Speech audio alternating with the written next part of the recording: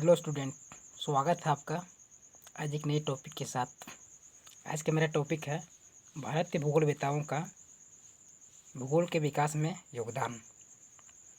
दोस्तों, अगर यदि आप यूजीसी नेट जेआरएफ की तैयारी के लिए जद्दोजहद में लगे हुए हैं और जी जान से मेहनत कर रहे हैं तो आपके लिए ये वीडियो काफ़ी यूजफुल होगा।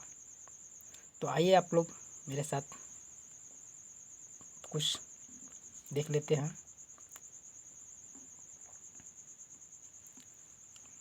जैसा कि इंट्रोडक्शन में लिखा हुआ है, भारत के प्राचीन ग्रंथों जैसे वेद, ब्राह्मण, उपनिषद, रामायण, महाभारत, मनुस्मृति, बौद्ध एवं जैन धर्मग्रंथों, कौटिल्य का अर्थशास्त्र, पुराण, पाणिनि के अष्टाध्यायी, मेगस्थनीज, फाहियान, वेनसांग आदि यात्रियों के वर्णन में प्रचुर भौगोलिक सूचनाएं बिखरी पड़ी है।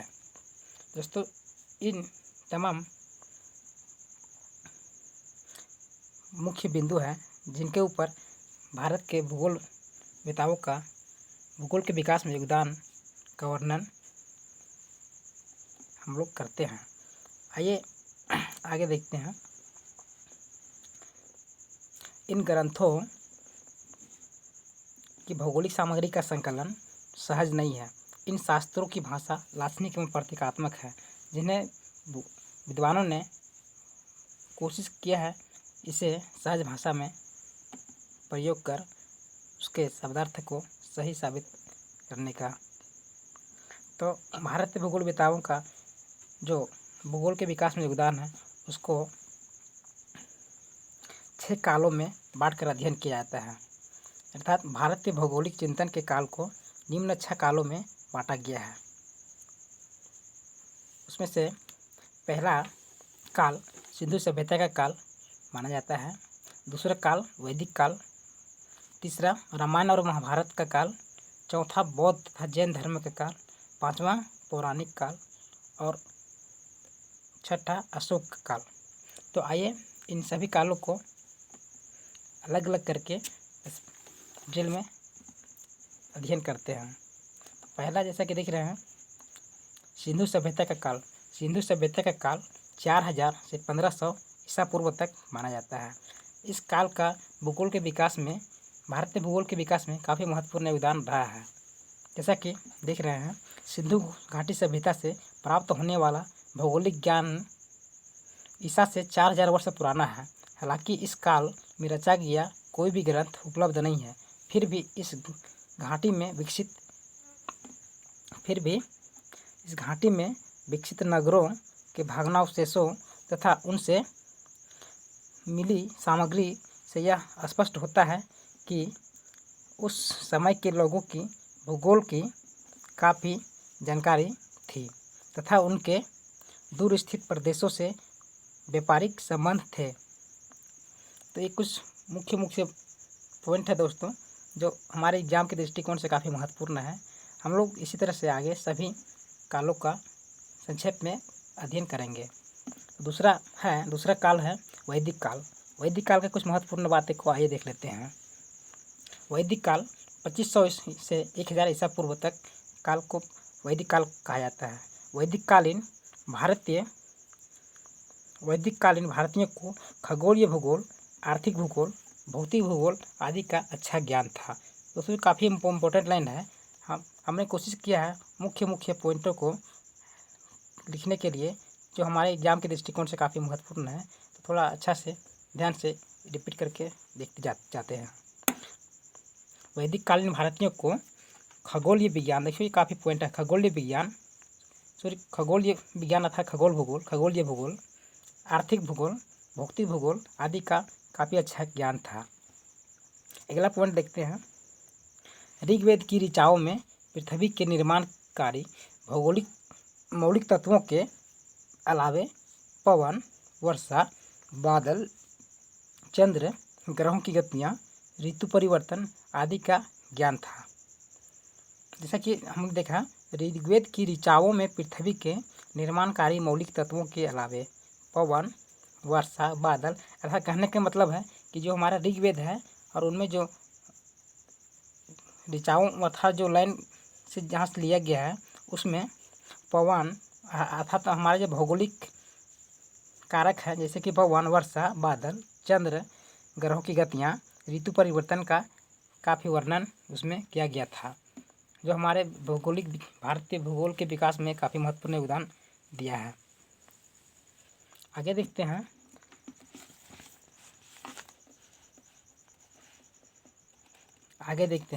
अगला पॉइंट, आर्यों का प्राचीनतम ग्रंथ।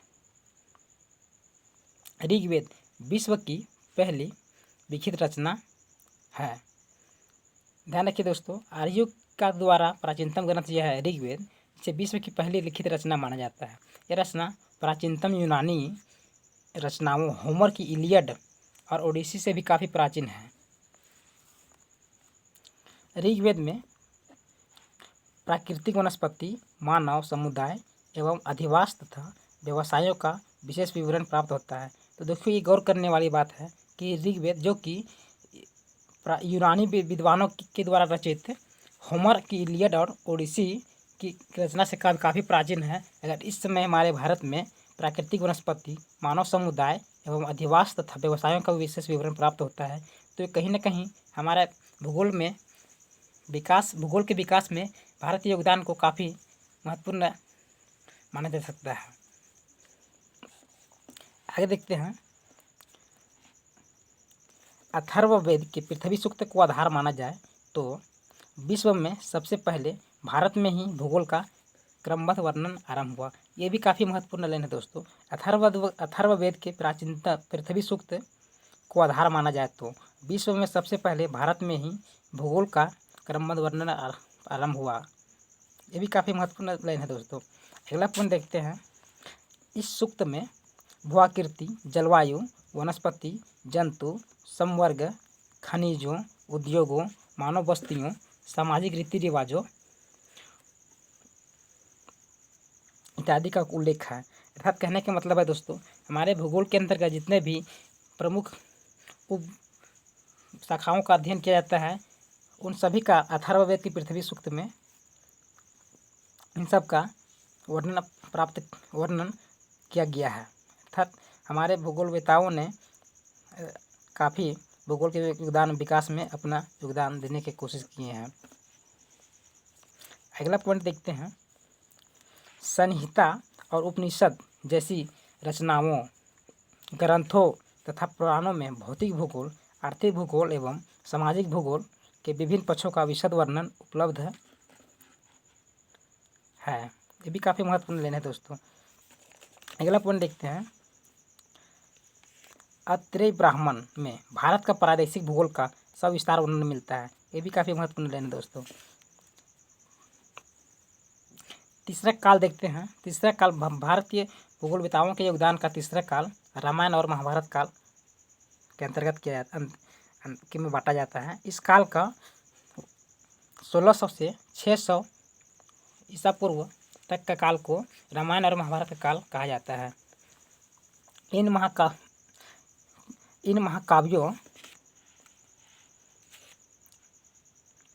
महाकाव्यों में भौगोलिक ज्ञान का समावेश है।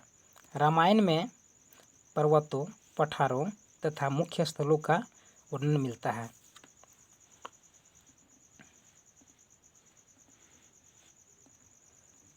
अगला पॉइंट देखिए।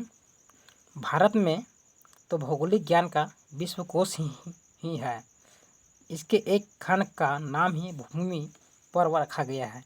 दोस्तों, जैसा कि यहाँ पे साफ साफ लिखा हुआ है कि इनका महाकाव्यों अर्थात रामायण और महाभारत में पर्वतों, पठारों तथा मुख्य स्थलों का वर्णन मिलता है। कहने का मतलब है कि भारतीय मनुष्यों को भूगोल के प्रमुख भागों जैसे पर्वत, पठार और स्थलों का काफ़ी अच्छी नॉलेज था। इसीलिए कहा गया है कि महाभारत में तो भौगोलिक ज्ञान का विश्वकोश ही भरा पड़ा है। इसके एक खंड का नाम ही इसीलिए भूमि पर्व रखा गया है।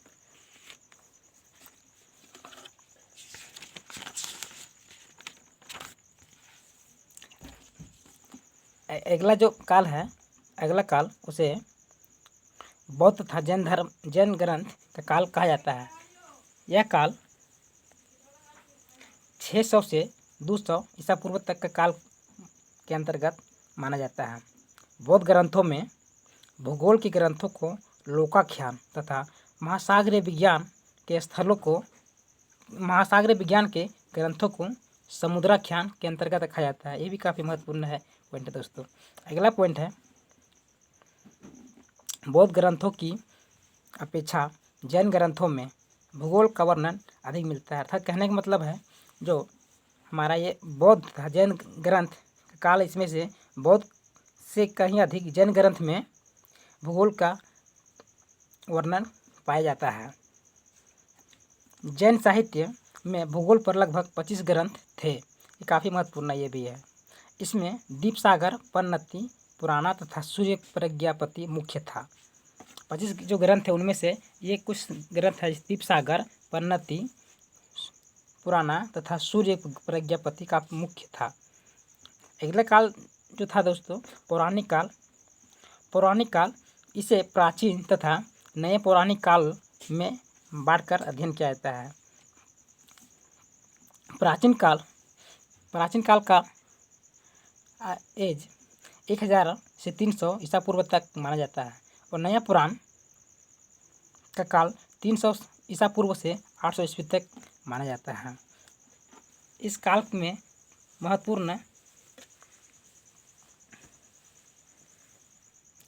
महत्वपूर्ण विद्वानों का योगदान है। उनमें कौटिल्य का अर्थशास्त्र, वरुचि के ग्रंथ तथा मनुस्मृति, याज्ञवल्क्य स्मृति महत्वपूर्ण है।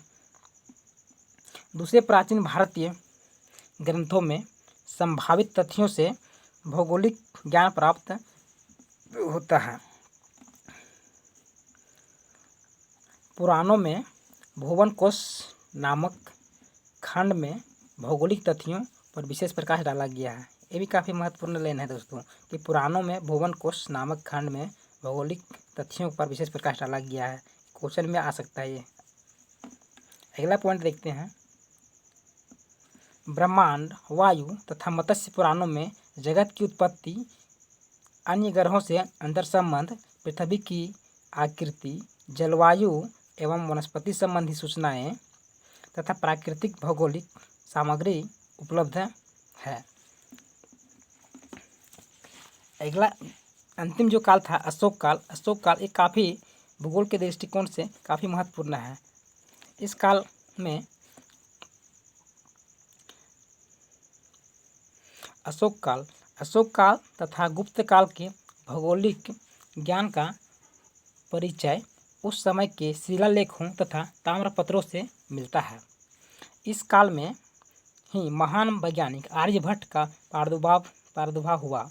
प्रसिद्ध खगोल शास्त्री बराहमिहिर का भी काल यही है। वेदों के अनुसार ब्रह्मांड की उत्पत्ति के क्रम को 4 विधियों में वर्गीकृत किया जाता है, जो एक ही विधि के 4 रूप हैं।